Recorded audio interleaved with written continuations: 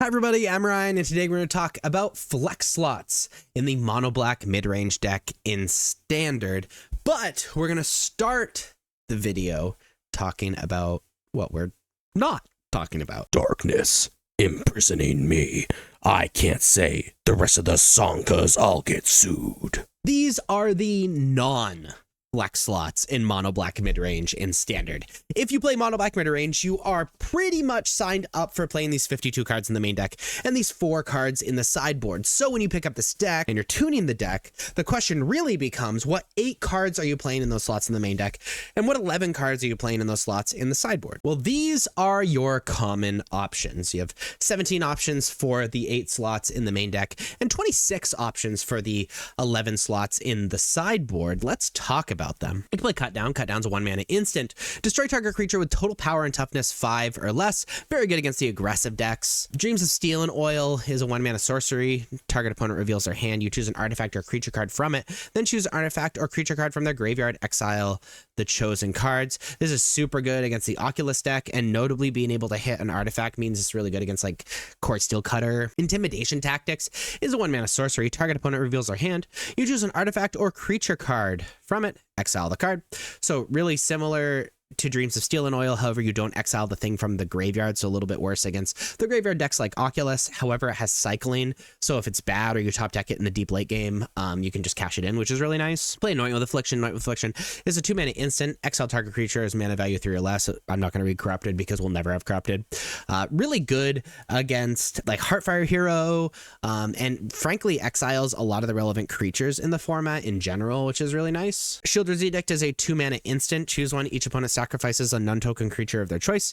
Each opponent sacrifices a creature token of their choice, and each opponent sacrifices a planeswalker of their choice. It's a really good edict effect, and you being able to choose which one happens often becomes targeted removal that gets around like hexproof and indestructible stuff, and being able to just like kill the planeswalker that is being really good against you that's on the battlefield is really nice as well. Play Strategic Betrayal, 2-mana sorcery. Target opponent exiles a creature they control and their graveyard.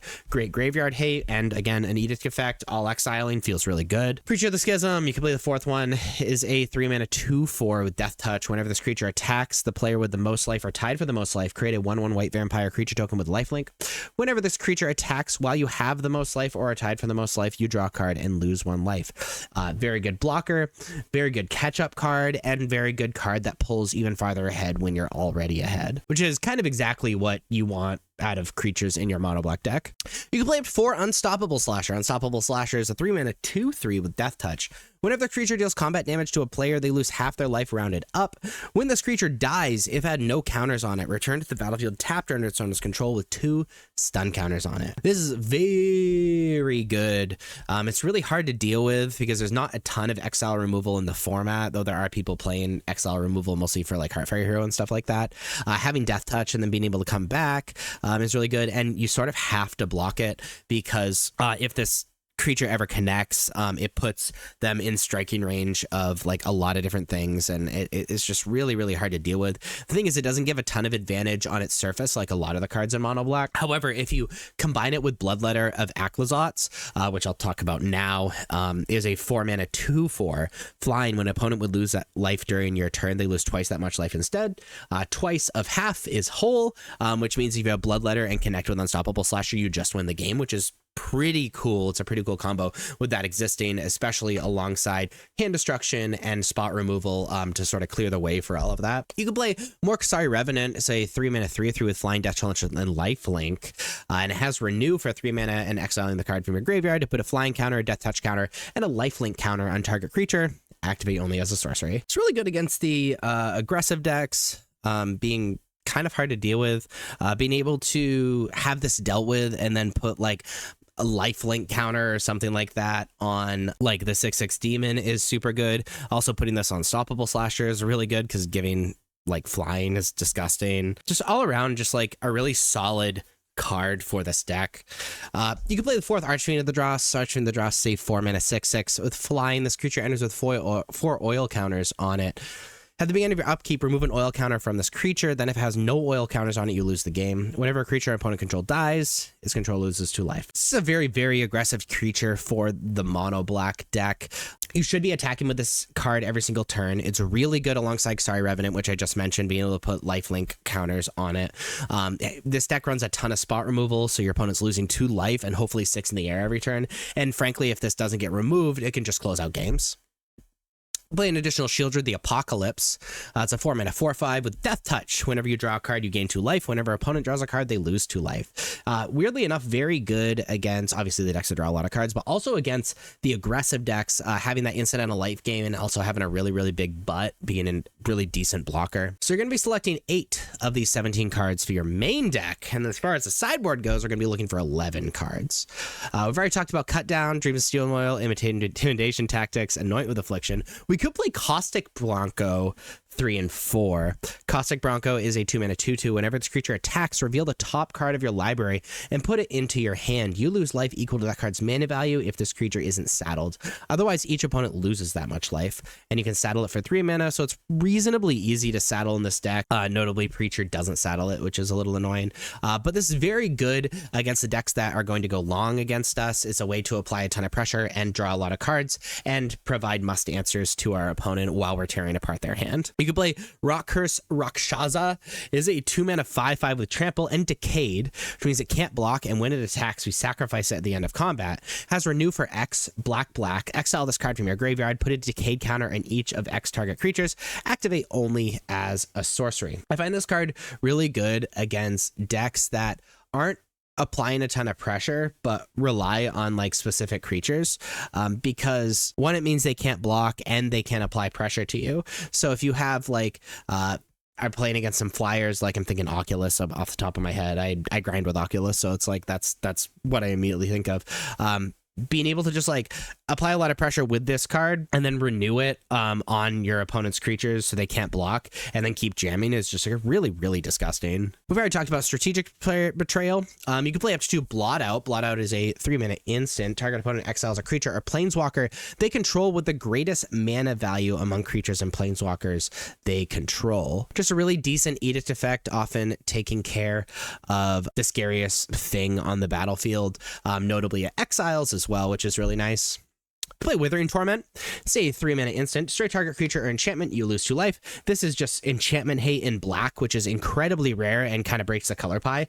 And there are some very scary enchantment decks. Malicious Eclipse is a 3-mana sorcery. All creatures get -2/-2 till end of turn. If a creature and opponent control to die this turn, exile it instead. Great exile removal and decent board wipe for like the Steel Cutter decks or the mono red decks that are going really wide. But I talked about Bloodletter. Would just be generally very good against decks that don't have a lot of removal. You play Gist Command. Gist Command is a 5-mana sorcery. You choose 2. Put 2 +1/+1 counters and up to 1 creature against lifelink till end of turn. Destroy each creature with power 2 or less. Return up to 2 creature cards from your graveyard to your hand. Each opponent sacrifices the creature with greatest power among creatures they control. This would be mostly for the aggressive decks. Frankly, it reads like something that'd be very good against the slower decks, but really we're on like wipe the board, give something lifelink, or totally wipe the board, or get rid of the scariest thing, give something lifelink, and it can just kind of for 5 mana just kind of just win the game very often against the aggressive decks. Oh, hello there. I'm glad you made it this far in the video. It probably means you're enjoying what you're watching. And I just wanted to let you know that I have a TCG Player store that funds a lot of the content that you're seeing that, in part, allows me to do this full time.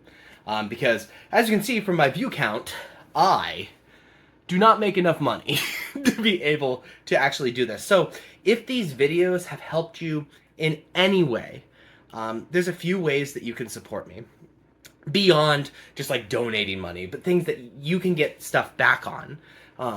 If you have cards you want to sell, then you should email me at justbottingbiz@gmail.com. Put right here. It's also in the description of every one of the videos. We can figure something out. I can make some offers. Having more inventory is super, super helpful, and you get money. And you can support me. The other way you can support me is by buying from my TCG Player store, which is also linked down below and in the link tree and all of that stuff. Link right here. You should totally check that out. I'll send you some cards, maybe write you a little note if I know that you're from the videos. That's it. Please consider it, and enjoy the rest of your video. You can play Harvester of Misery. It's a 5-mana 5/4 with Menace. When this creature enters, other creatures get -2/-2 till end of turn. You can pay 2 mana and discard it to have target creature get -2/-2 till end of turn. A decent threat in the mid game. 2 mana to kill something in the early game is really nice. Just all around decent board wipe and decent removal. Being able to have 2 modes is just super cool. You can play an Overlord of the Bailmerk. It's a 5-mana 5/5 with Impending for 5. With Impending 5 for 2 mana. Whenever this permanent enters or attacks, mill 4 cards, then you may return target non-avatar creature card from your, or a planeswalker card from your graveyard to your hand. Really good against decks that are attempting to go long and are interacting with us a bunch. We can just recur a lot of our threats. Notably, we don't have a lot of creatures or planeswalkers in our deck, so this can whiff, which would be kind of poopy. You can play Ghost Vacuum. Ghost Vacuum is a 1-mana artifact. SL target card from a graveyard and tap it. Or you can pay 6 mana and tap it and sacrifice this artifact to put each creature card exiled with this artifact onto the battlefield under your control with a flying counter on it.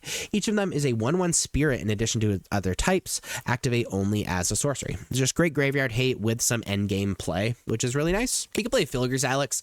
It's a 2-mana legendary artifact. We can tap it to put an oil counter on it. We can tap it and sacrifice it to destroy each non-land permanent with mana value equal to the number of oil counters on the Filigree Ilex.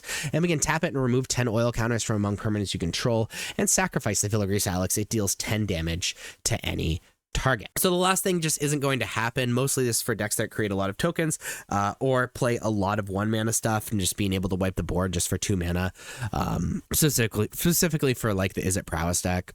I can play Torpor Orb. Torpor Orb is a 2-mana artifact. Creatures entering don't cause abilities to trigger. So things with a lot of end of the battlefield effects like Orzhov Bounce pops into my head immediately. Jeskai Control could be really good against because it can deal with Shigo and like Marine River region, you know, et cetera, et cetera. And you can play Sword of Once in Future.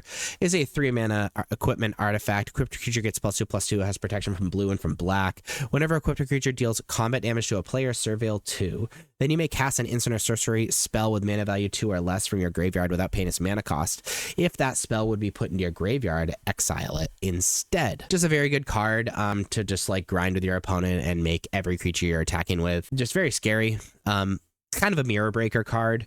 You know, it's for those blue and black decks. Really good against obviously Dimir Midrange as well. So you're going to be selecting 11 of these 26 cards for your sideboard and 8 of these 17 cards for your main deck. And then you have your very own but stock version of Mono Black Midrange and Standard. If you like this video, please be sure to like and subscribe. Check me out on social medias. Links are above me and in the description. Thank you so much for watching. I'll see you next time. Bye-bye.